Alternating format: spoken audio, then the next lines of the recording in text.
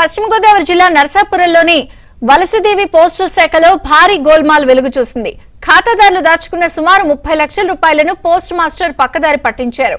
Recurring savings పథకాల సొమ్మును ఖాతాల్లో జమ చేయకుండా సొంతానికి వాడుకున్నారు. పాస్ పుస్తకాల్లోని ఎంట్రీలకు రికార్డులకు తేడా రావడంతో మోసం బయటపడింది. బాధితులు ఆందోళనకు దిగడంతో ఉన్నతాధికారులు విచారణ చేపట్టారు. పోస్ట్ ఆఫీస్ లో కట్టిన డబ్బులు మాకు కావాలి. న్యాయం కావాలి. న్యాయం కావాలి. న్యాయం కావాలి.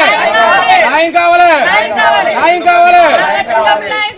పోస్ట్ ఆఫీస్ లో డబ్బులు కట్టిన డబ్బులు మాకు కావాలి. పోస్ట్ ఆఫీస్ లో డబ్బులు కట్టిన డబ్బులు మాకు కావాలి. పోస్ట్ ఆఫీస్ లో కట్టిన డబ్బులు మాకు కావాలి. పోస్ట్ ఆఫీస్ మా రూమే ఇచ్చాము మా మధ్య గది. ఇప్పుడు ఏంటంటే 50,000 నమ్మకంగా కట్టమని ఇచ్చాను బ్యాంకులో వేయమని, అది ఫిక్స్డ్ కింద చేయమని.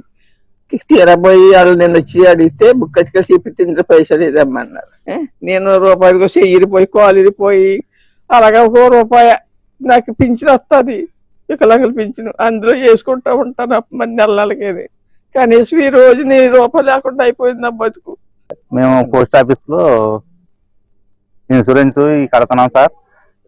ఇది మాకు చాలా 15 సంవత్సరాల నుంచి కడుతున్నామండి. మాకు బుక్ లో రాసేసి మాకు స్టాంపింగ్ వేసేసి బుక్ లో అతని దగ్గర ఉంచేస్తున్నామండి.